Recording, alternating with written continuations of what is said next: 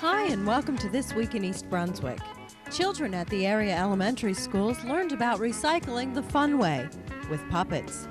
Doug Halverson continues his series on sleep disorders. And a familiar face this time of year, Santa visits East Brunswick to have breakfast with some young residents.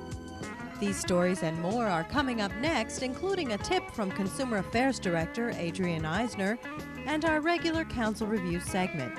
But first, here's a look at the programming on Channel 8 next week.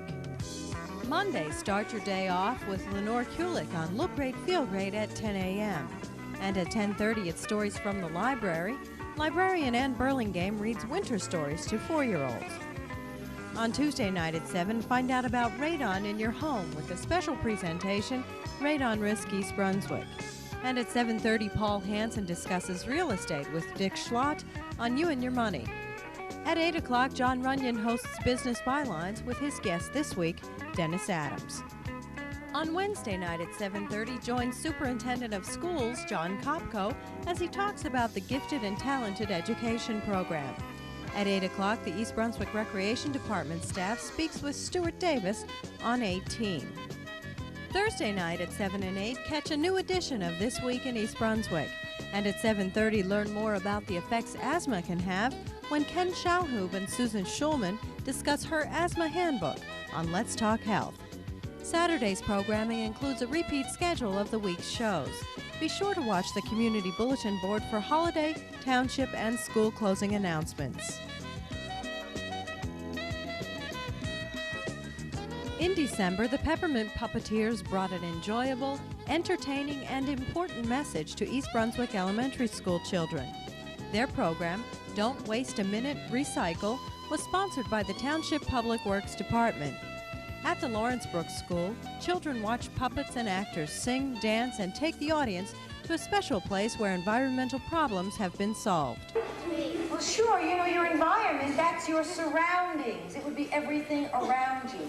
Your land, your air, and your water. I couldn't have said that better myself. Complete with visual aids. So, yeah, I'm ready. He's done the most to improve our environment by stopping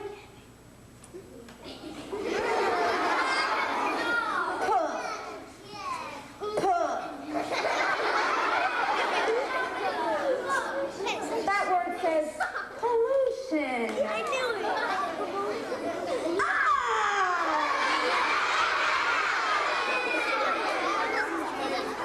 What does that mean? Come on. We all know that, right? So, why don't you tell me? Sure. I know that. Pollution, it means, I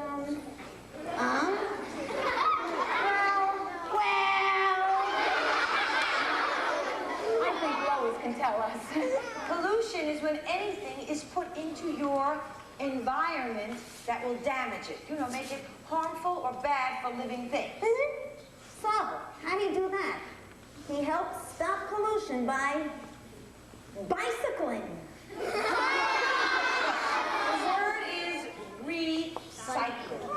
You know, to use things that used to be thrown in the garbage to make new products. Look, this is the recycling symbol. When you see this symbol on anything, it means something has been recycled, is going to be recycled, or will be recycled. Here, let's put this right over there. Pause to let the audience digest the information.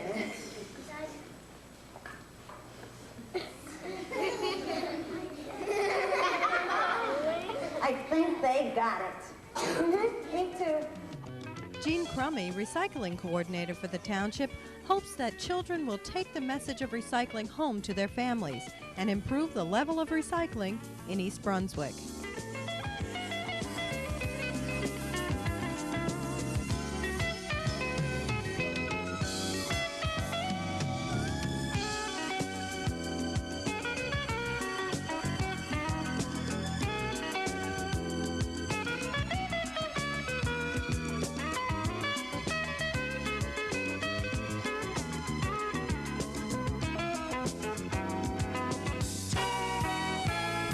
I'm Doug Halverson for This Week in East Brunswick.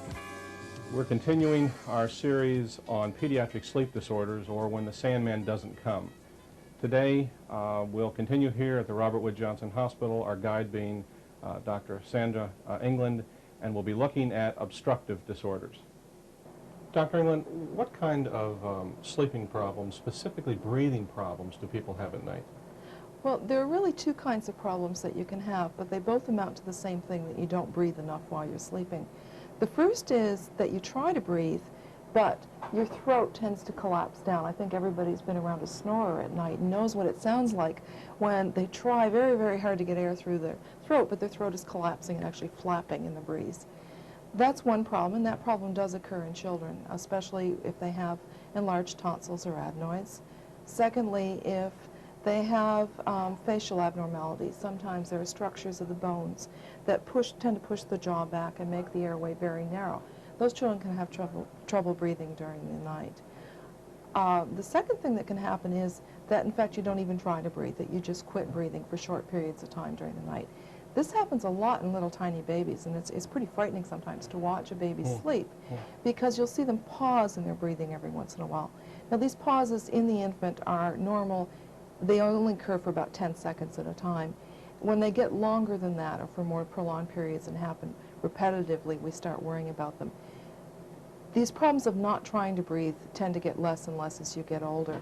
And really, in children beyond about 2 or 3 years of age, most of the problems will be of this obstructive kind. In other words, where they try to get air through, but their throat won't open up enough to let the air get through. So if a very young child then has problems not remembering to breathe, so to say, but they don't last very long, that's not significant. But if a 2 or 3 or 4-year-old, it's much more significant then? It's much more significant, and it's only significant if it lasts for a long period of time.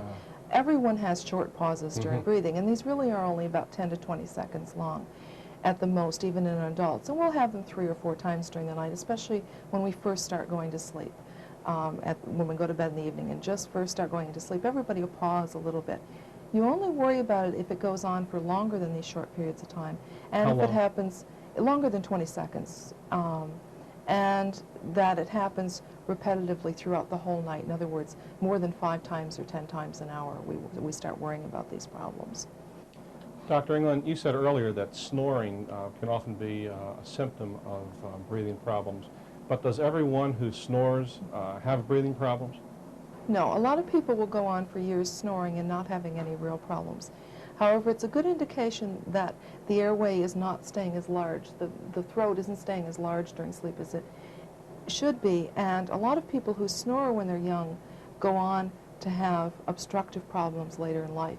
Obstructive problems bring an inability to get air through the throat during the night, and this will lead to constantly waking up during the night, waking up in what we call in a way that we call microarousals. In other words, you come out of sleep and wake up, but you don't remember it in the morning because it occurs briefly and repetitively. It can happen as many times as 100 times an hour during the night. You can imagine if a child has this problem with enlarged tonsils, that child wakes up in the morning not feeling well rested at all, tends to have a lot of headaches. They don't tend to do well in school and have a lot of other problems. These microarousals that happen during the night, are there other things that also happen during the night that the child won't remember as well, that the child won't recall? The child usually won't remember having trouble breathing during the night at all. And in fact, usually it's the parents who report that they hear their child waking up and making a lot of noises in their throat, that they hear their child snoring very loudly during the night. A lot of times it depends on what position they're in. The child on their back will snore a lot because the throat tends to collapse a little bit when you lie on your back. It's difficult to diagnose without really bringing the child into the sleep laboratory and studying their breathing during the night.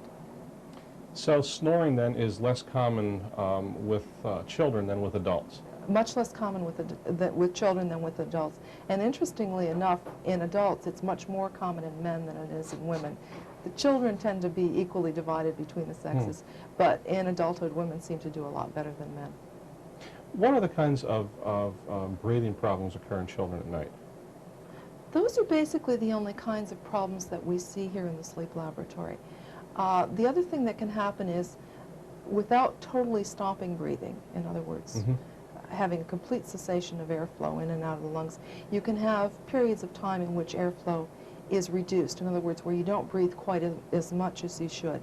Those can also be a problem because if you don't breathe enough, you don't get enough oxygen into your blood, and the restorative processes that should be happening during sleep are not occurring. How can a child, or an adult for that matter, forget to breathe? Well, they don't really forget to breathe, but once we go to sleep, we no longer have conscious control of our breathing. You and I can talk because we have conscious control of airflow in and out of our lungs. When we go to sleep, the control of breathing in and out is totally taken over by the brain. If the brain isn't functioning normally, it can forget to breathe during the night for some short period of time.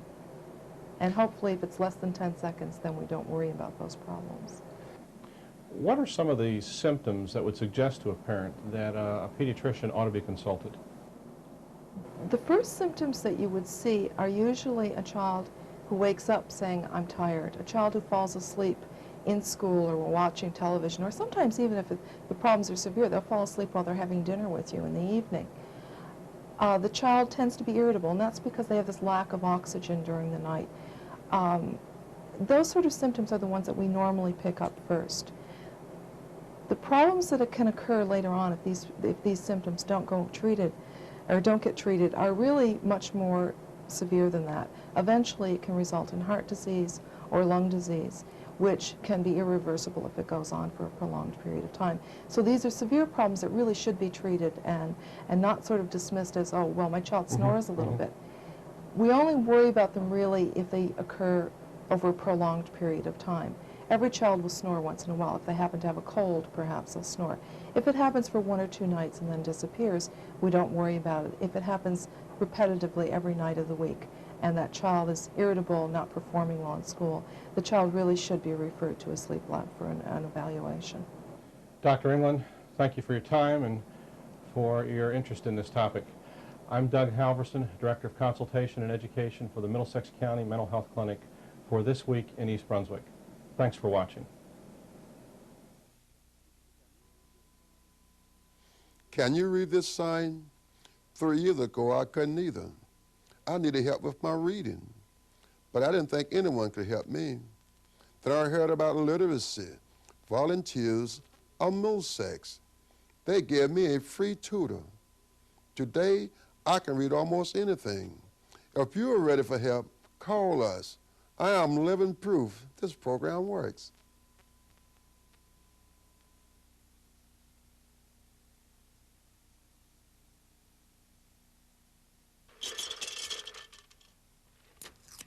Alcohol can have a bad influence, especially on an unborn child.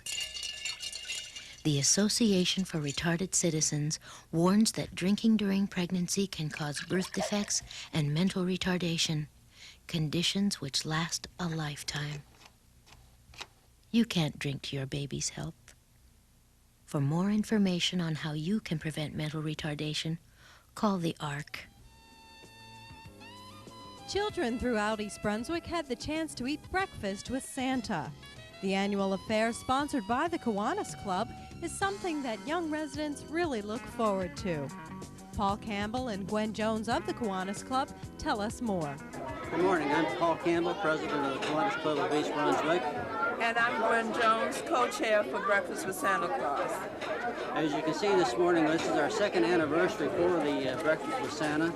And right now the room is full of children and adults visiting with Santa Claus. We have had a tremendous response to this. Hopefully that we'll be able to use the money for community activities. That is exactly what we're all about. The decorations were done by one of our Kiwanis members' wives. She did a very, very good job with decorating, as you can see. We have the Kiwanis in the kitchen doing all the cooking and serving. We also have the Key Club from the East Brunswick High School here assisting us as busboys, bus persons. Also, the Key Club is outside parking the cars. And we also have the Circle K, one of the 2 members from the Circle K with us. both of those groups are part of youth services as part of Kiwanis activities. That's part of what we do in the area of community service work. The Kiwanis Club sponsors these two groups. And as I said earlier, the seems to be going over very good. We have a large turnout. And hopefully in the future years we'll continue with the turnout of that. We really would like to take this opportunity to thank all of the people who participated in this. We'd like to thank Channel 8 for coming to share this moment with you. And may you all please have a very happy holiday season. Yes, we look forward to continuing this program in the future years. So again, we're thankful for the community for their assistance on this program. Thanks again.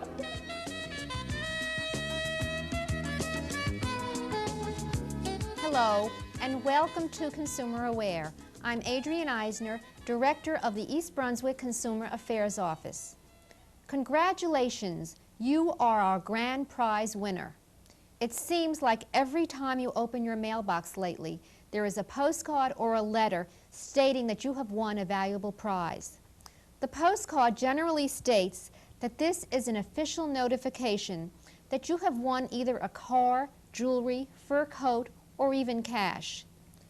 The great opportunity is directed only to you. You are asked to respond immediately or you will lose this opportunity. Often there is a toll-free number provided which you are instructed to call. When the consumer calls, he is often subjected to a high-pressure phone solicitation by a telemarketing operator who is selling vitamins, vacations, or timeshare property. Many legitimate companies use telemarketing to reach new customers. The problem is con artists use the phone to trick the consumer into buying whatever they are selling, usually at inflated prices. Consumers may travel to the timeshare property in order to pick up their gift, and upon arriving, be subjected to an extremely high-pressured sales pitch before they can receive their gift or prize.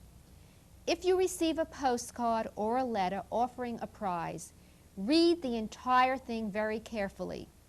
Often, the postcard appears that a consumer has won a prize, when in fact, upon closer scrutiny, the consumer has merely won the opportunity to participate in a sweepstakes. Often during a phone call, the consumer is asked for his credit card number for identification purposes. Never, under any circumstances, should you give out your credit card number over the telephone unless you initiated the telephone call. Keep in mind that legitimate businesses cannot afford to stay in business if they are always giving away expensive, luxurious prizes. Always be suspicious whenever you are told that you are a grand prize winner. If you have any questions or want additional information, please contact us at the East Brunswick Consumer Affairs Office in the Municipal Building. The telephone number is 390-6954. Thank you for joining me on Consumer Aware. See you again next time. At Monday night's action meeting, the council once again heard Timber Hollow residents argue about what they say is a dangerous school bus stop. Parents living in this townhouse development are asking the council for help after the school board failed to meet their demands. Parents say the Cranberry Road bus stop is unsafe. They feel it's only a matter of time before an accident occurs. In response, the council proposed an ordinance which would reroute all bus stops on roads with speed limits of 40 miles per hour or greater. After hearing from School Board President Dr. David Seiden, the council removed the ordinance from the agenda. I'm pleased to say that although I think after a few weeks of this being discussed both at council and the press and the public and so on and so forth, finally the Board of Education was asked what would be the impact of such an ordinance. And our professional staff and the board reviewed the matter and have responded to the township as to what the effect of that ordinance would be. And I'm sure you're aware that that ordinance would affect far more than that one bus stop at Cranberry and Evergreen. In fact, were that ordinance to be passed, it would have the effect of eliminating or outlawing by ordinance 190 195 bus stops, which would affect currently 489 students. So this is no trivial matter that we're talking about in this ordinance. Many of those students that we're talking about who would have their bus stops outlawed by the ordinance are special ed children, handicapped children who are being picked up in front of their homes and have no place else to be picked up. I really sincerely doubt that Mr. Oskowski's or anybody else's intention on this council to try to outlaw bus stops that would allow these children to get to school in the morning and home from school in the afternoon. But nonetheless, whether that would be the intent or not, that would be the effect. Obviously, the Board of Education could not allow itself to be in the position of not being allowed to pick up and drop off children who we are required to transport to and from school. Were this ordinance to be passed, the Board of Education would be in the position of having to decide whether to abide by a township ordinance or abide by a state statute that requires us to transport the students and abide by the administrative code that similarly requires us to transport these students. And in many of these instances, there are no alternative places to move those bus stops to. Township Administrator Jack Coughlin summarized reports from the town's Department of Public Safety. And basically what his report said is that he believes that the bus stop as it presently stands is not dangerous, that the school bus can be seen for approximately half a mile or better when it's stopping to pick up students. And he expresses concern about the difficulty the school bus would have in entering the subdivision because of the problem with the turning radius or in exiting the subdivision, as well as problems with turning around in the cul-de-sac. He had indicated some of the possible solutions, including installing a turnaround at the end of Evergreen, which would not eliminate the concern he has for a school bus pulling in or out. And it's based on the information that's presented, it's opinion that Cranberry Road bus stop should remain as it is, and that perhaps some others feel more secure and at ease and take turns as volunteer monitors, allowing them to see first-hand basis that the bus stop is a safe one. But parents are not convinced. They say they're committed to making this bus stop safe. Things change when you have a child, I guess. I think we've discussed expert testimony. That should be considered. But I think you need other types of expert testimony. I think that would include what I would call parent intuition. A parent knows when a child is in potential danger. It's as simple as that. I recall a similar situation approximately 2 years ago in Lexington Village, where a resident in a neighboring court realized at the beginning of the school year her daughter had to cross the street, Village Drive, to get a bus. It was no longer going in a direction, it was no longer going northbound where the daughter would just sit at the corner and wait for the bus. She had to go across the street. Village Drive during commuting hours is a mini freeway. Cars go, as I might know, 45, 50 miles an hour. I can imagine on Cranberry Road it would be a lot faster. Furthermore, the situation on Cranberry Road, the intuitive part, I commute on that road when I go to New York in the morning and when I come home at night. I know that there are many drivers who are thinking about their 9 o'clock meeting and aren't really too concerned about the shoulder on the side. I often see cars sort of swerving as if people are drinking their coffee and whatnot. These are all factors that need to be considered. So, anyway. Also Monday, newly elected Councilman Richard Walling took the opportunity to make his position clear on township future growth. He read a prepared statement explaining why he voted against a housekeeping ordinance which merely moved a law regarding condominium development to another chapter of the zoning book. Although the purpose of this measure, of this ordinance, has been described as a housekeeping measure to bring more sense to the format of the Township Code, I cannot help but view an affirmative vote on this ordinance as at least a tacit approval of the concept of massive high-density zoning.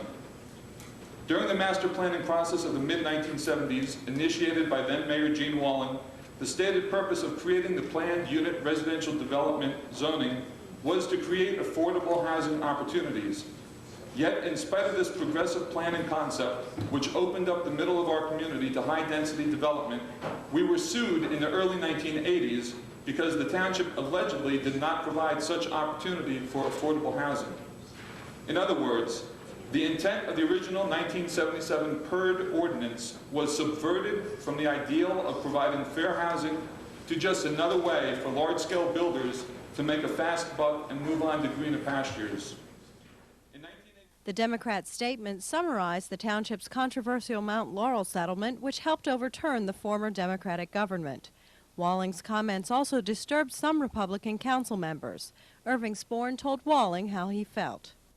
We, regardless of what the previous administration wanted to push through at the end, but before the end of 1988, which did contain a provision for very high-density housing just across the street from this municipal complex in the Kellerman-Lipinski tract.